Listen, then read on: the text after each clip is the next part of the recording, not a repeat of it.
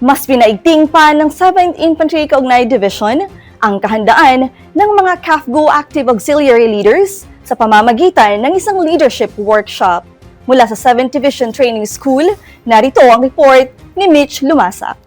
Pinalakas ng 7th Infantry Kaugnay Division ang kakayahan ng liderato ng mga CAFGO Active Auxiliaries o CAA sa pamamagitan ng isinagawang 3 araw na CAA Leaders Workshop mula ika-27 hanggang ika-29 ng Mayo sa 7th Division Training School sa Fort Magsaysay, Palayan City, Nueva Ecija. Pinangunahan ng Office of the Assistant Chief of Staff for Operations, katuwang ang Division CAA Affairs Office, ang nasabing aktibidad na nilahukan ng mga kinatawan mula sa 7ID Triad staff, mga organic personnel ng Infantry Brigade level at mga Delta companies ng Division. Layunin ng workshop na higit pang paigtingin ang mga kakayahan ng mga leader ng CAFGO sa epektibong pamamahala at paggamit ng mga CAA bilang katuwang ng Armed Forces of the Philippines sa pagpapanatili ng kapayapaan at seguridad sa mga komunidad. Ayon sa 7ID, malaki ang papel ng mga CAFGO Active Auxiliaries sa pagpapatuloy ng kampanya laban sa insurgency, pagpapanatili ng kaayusan sa mga liblib na lugar, pagtugon sa mga sakuna at kalamidad, at sa pagsuporta ng mga programang pangkaunlaran sa pamahalaan.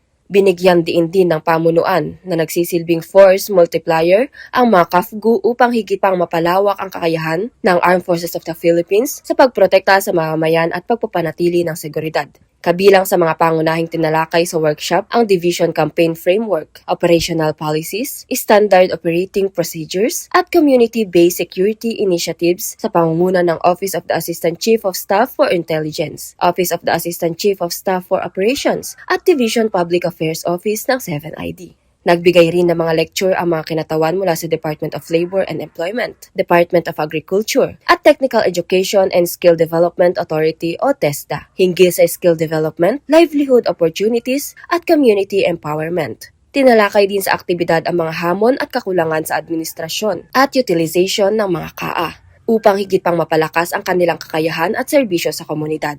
Sa pamamagitan ng CAA Leaders Workshop, patuloy na pinagtitibay ng 7th Infantry Kaugnay Division ang kahandaan at kakayahan ng mga CAFGO Active Auxiliaries bilang katuwang sa pagpapanatili ng kapayapaan, seguridad, at kaunlaran sa gitnang Luzon. Mula dito sa 7th Division Training School, ako si Mitch Dayan, ang inyong pamilyang kaugnay para sa matatag na hukbong katihan ng Pilipinas.